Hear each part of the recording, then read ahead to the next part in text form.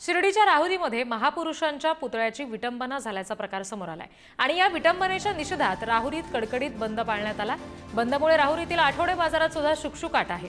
बंदमुळे राहुरीतील पोलीस बंदोबस्तात वाढ केली आहे आणि या सगळ्या संदर्भात आणखी तपशील देतील आमचे प्रतिनिधी प्रशांत शर्मा। राहुरी शहरातील बुवासिंध तालिमेत असलेल्या महापुरुषाच्या पुतळ्याची काल विटंबना करण्यात आली होती।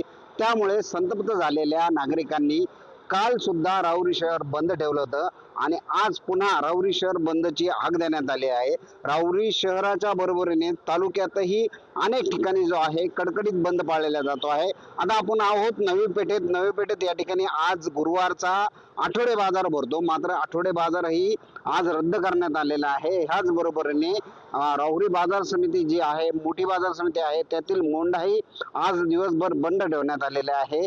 महापुरुषाच्या पुतळ्याची विटंबना करणाऱ्या आरोपीचा शोध घेऊन त्याला तातडीने अटक करण्याची मागणी जी आहे ती नागरिक करत आहे। त्यामुळे आज ठिकठिकाणी जो आहे ह्या घडलेल्या घटनेचा निषेध व्यक्त केला जातो आहे। अनेक संघटनांनी जे आहे ते ह्या पुतळ्याची विटंबना करणाऱ्या आरोपीचा शोध घेऊन त्याला अटक करण्याची मागणी केलेली आहे।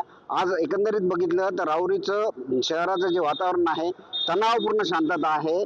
पोलीस बंदोबस्त या ठिकाणी वाढवण्यात आलेला आहे।